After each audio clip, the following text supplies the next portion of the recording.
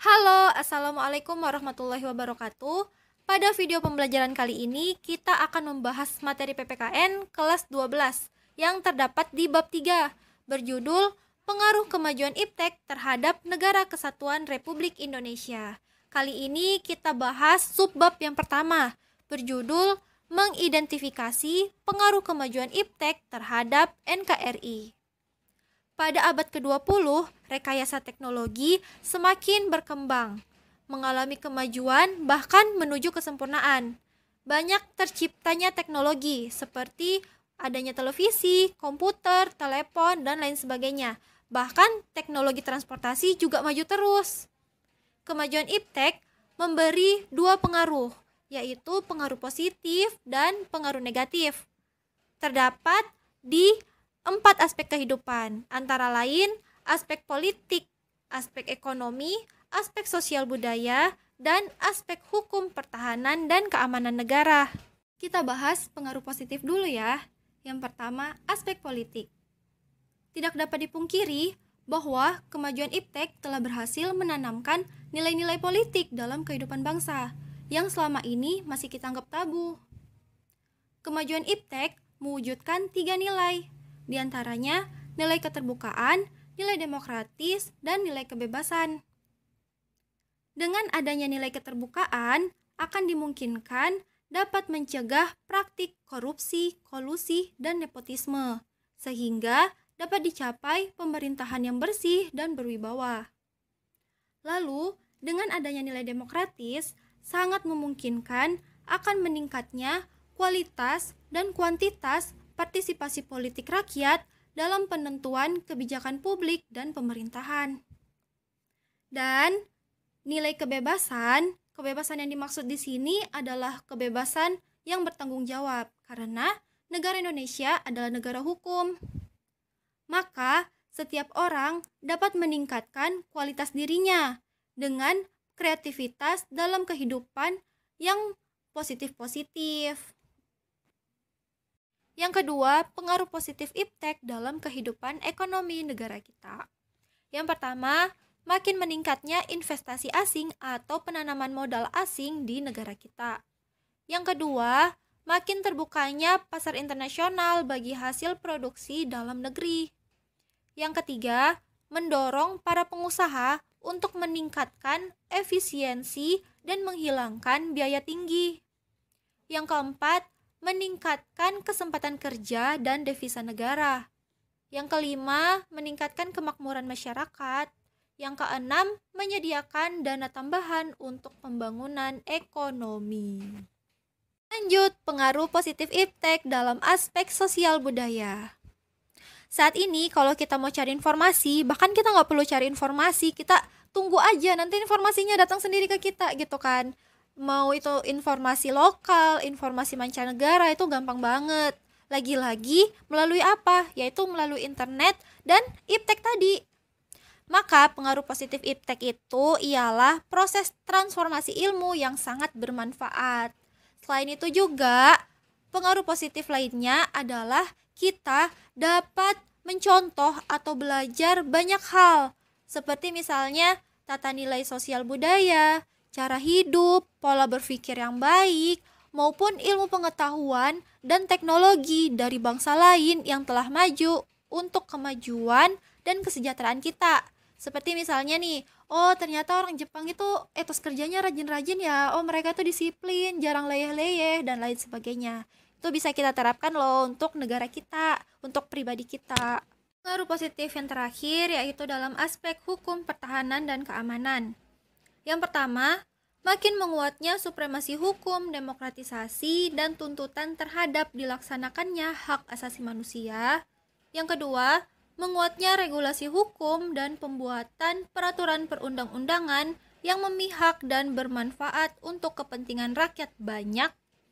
Yang ketiga, makin menguatnya tuntutan terhadap tugas-tugas penegak hukum dalam hal ini seperti polisi, jaksa, dan hakim yang lebih profesional, transparan, dan dapat dipertanggungjawabkan.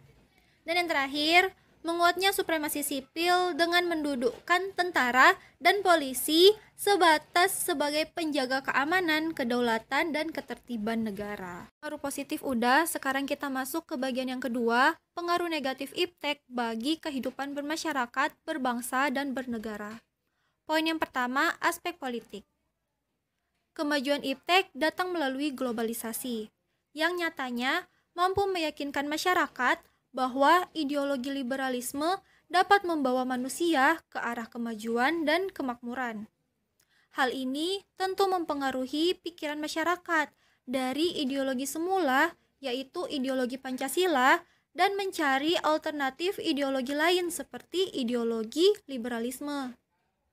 Nilai yang dibawa iptek seperti nilai keterbukaan, nilai kebebasan, dan nilai demokratisasi bisa aja disalahartikan oleh masyarakat Indonesia, seperti timbulnya gangguan stabilitas politik nasional dan munculnya tindakan anarki sebagai reaksi terhadap sikap pemerintah yang tidak transparan, tidak memberikan kebebasan, dan tidak demokratis pada rakyatnya.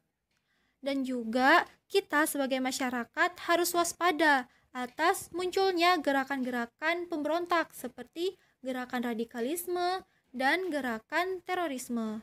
Karena umumnya pelaku-pelaku gerakan ini adalah orang-orang yang mahir dan terampil dalam memanfaatkan teknologi. Kayak nih, mereka itu bisa merakit senjata, merakit bom, dan lain sebagainya. Hanya saja, keterampilan mereka itu justru dipakai untuk mengganggu keamanan negara, sehingga stabilitas negara menjadi terganggu dan terancam. Poin yang kedua, pengaruh negatif iptek dalam aspek ekonomi. Yang pertama, Indonesia akan dibanjiri oleh barang-barang dari luar negeri dengan adanya perdagangan bebas yang tidak mengenal adanya batas-batas wilayah.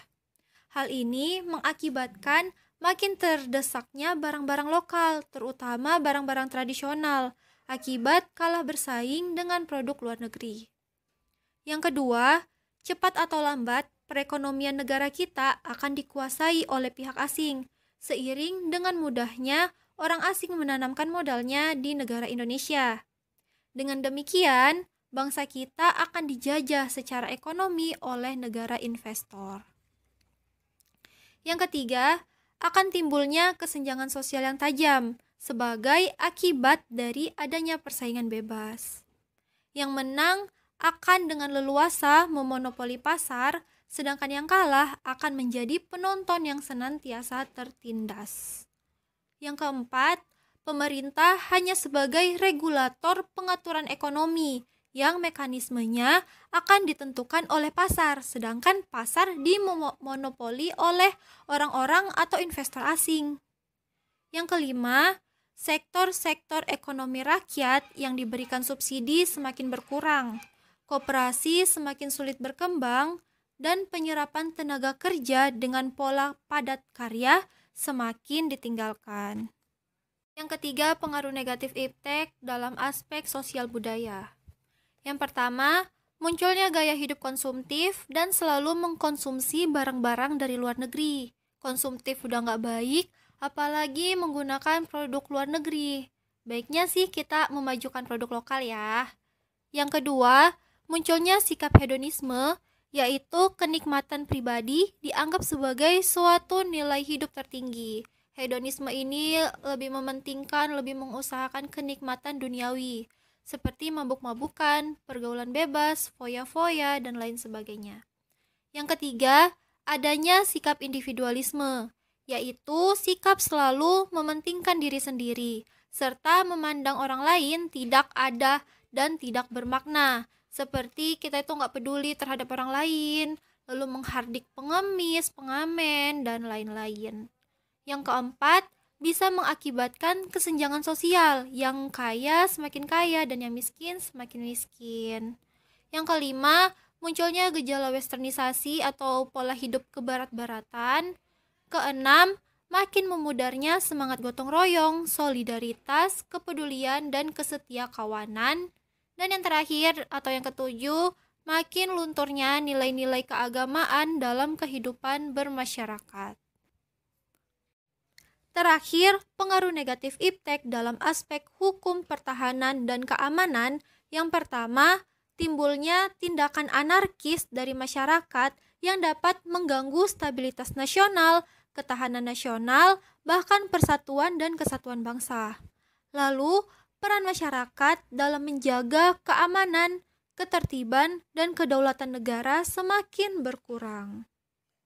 Berakhir sudah materi kita kali ini tentang pengaruh kemajuan iptek terhadap NKRI. Ibu harap materi yang Ibu sampaikan ini bisa dimengerti dan bermanfaat. Bila ada salah-salah kata, Ibu minta maaf. Dan bila ada pertanyaan, boleh tulis di kolom komentar atau bertanya langsung kepada Ibu. Atas perhatiannya, Ibu ucapkan terima kasih. Assalamualaikum warahmatullahi wabarakatuh.